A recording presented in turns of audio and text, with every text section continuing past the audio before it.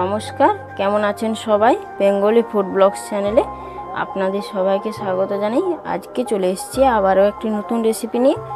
আজকে রেসিপি বাঁধাকপির পকোড়া।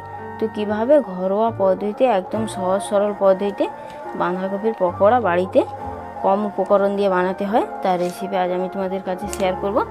তো চলো বেশি দেরি না করে ভিডিওটি শুরু করা যাক। ভিডিওটি প্রথম থেকে শেষ পর্যন্ত দেখার অনুরোধ রইল।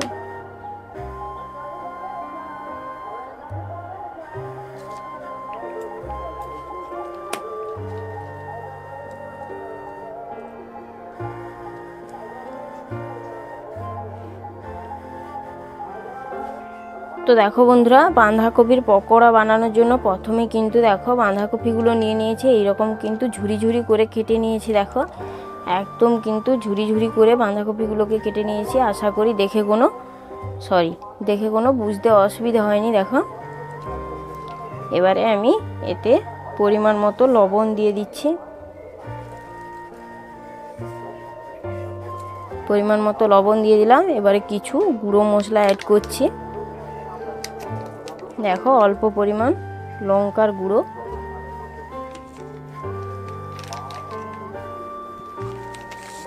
দেখো অল্প পরিমাণ আমি এখানে জিরে গুঁড়ো দিয়ে দিলাম। এবারে অবশেষে আমি দিয়ে দিচ্ছি অল্প পরিমাণ গরম মশলার গুঁড়ো। এবার দেখো পরিমাণ মতো বেসন দিয়ে দিচ্ছি।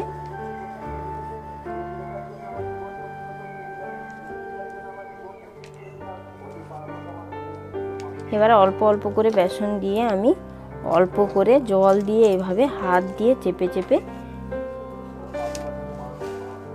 মেখে নিচ্ছি।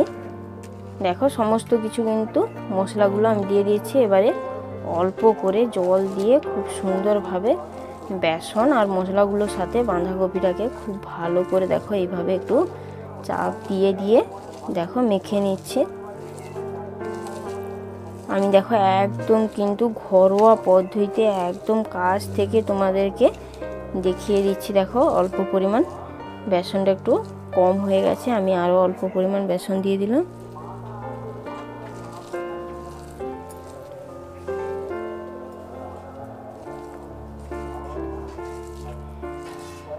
দেখো খুব ভালো করে কিন্তু এইভাবে হাত দিয়ে চেপে চেপে কিন্তু ব্যাটারটাকে রেডি করে নিতে হবে, না হলে কিন্তু পকোড়াগুলো একদম পারফেক্ট হবে না।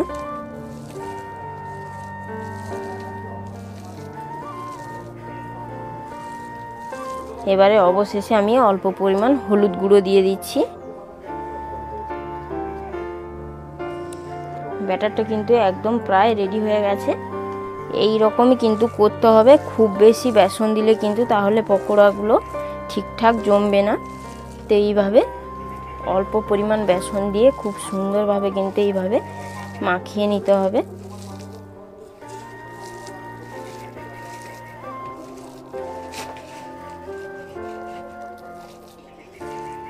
তো চলো বন্ধুরা, ব্যাটারটা কিন্তু একদম রেডি হয়ে গেছে। তো এবারে কড়াইতে তেল দিয়ে খুব ভালো করে পকোড়াগুলোকে ভেজে নিতে হবে। তো চলো।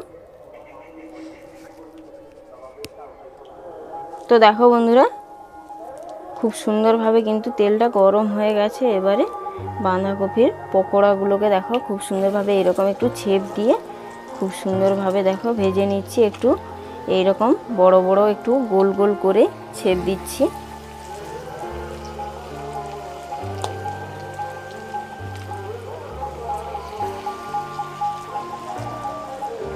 দেখো বন্ধুরা, এরকম একটু গোল গোল করে বড় বড় করে ছেপ দিলে কিন্তু খুব সুন্দর লাগে পকোড়াগুলো খেতে। দেখো আর খুব সুন্দরভাবে কিন্তু ভাজাও হয়ে যায়।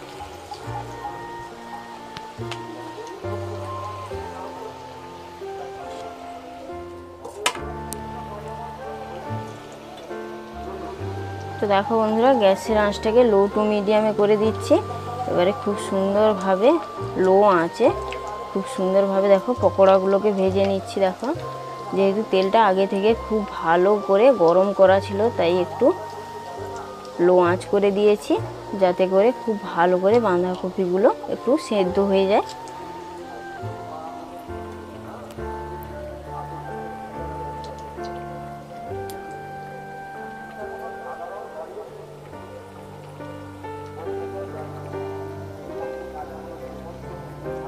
তো দেখো বন্ধুরা, খুব সুন্দরভাবে কিন্তু লো আঁচে আমি একদম স্টেপ বাই স্টেপ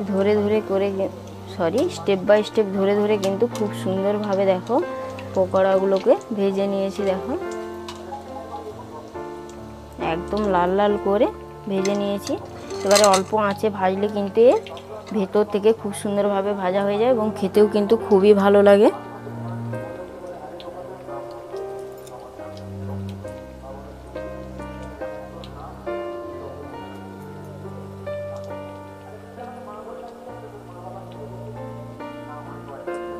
তো দেখো বন্ধুরা, একদম কাছ থেকে দেখিয়ে দিয়েছি।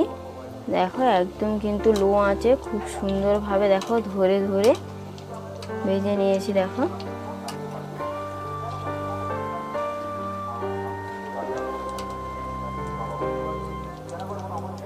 দেখো খুব সুন্দরভাবে কিন্তু ভাজা হয়ে গেছে। এবারে গ্যাসের আঁচটা আমি একদম বন্ধ করে দিচ্ছি।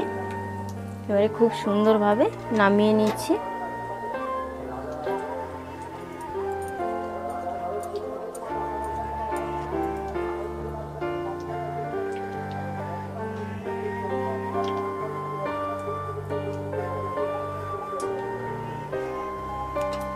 তো দেখো বন্ধুরা, গ্যাসের আঁচটা একদম বন্ধ করে দিয়েছি। এবারে খুব সুন্দরভাবে দেখো পকোড়াগুলোকে তুলে নিচ্ছি।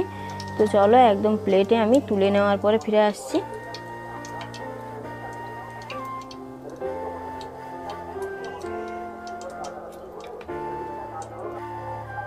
তো দেখো বন্ধুরা, বাঁধাকপির পকোড়াগুলোকে একটা প্লেটে দেখো নামিয়ে নিয়েছি। তো দেখো দেখতে কতটা সুন্দর লাগছে। দেখো দেখতে এতটাই সুন্দর লাগছে যে দেখে কিন্তু খেয়ে ফেলতে ইচ্ছে করছে। দেখো তো একদম ঘরোয়া পদ্ধতিতে, সহজ সরল পদ্ধতিতে, একদম কম উপকরণ দিয়ে বানিয়ে দেখেছি। দেখো ভেতর থেকে দেখো কতটা সুন্দর হয়েছে। তো চলো বেশি কথা বাড়াবো না। ভিডিওটি ভালো লাগলে অবশ্যই কিন্তু বাড়িতে বানিয়ে ট্রাই করে দেখো। আর সবাই ভালো থাকবেন, সুস্থ থাকবেন। তো ভিডিওটি ভালো লাগলে অবশ্যই আমাকে কমেন্ট করে জানাবেন, লাইক ও শেয়ার করবেন, চ্যানেলটি সাবস্ক্রাইব করবেন।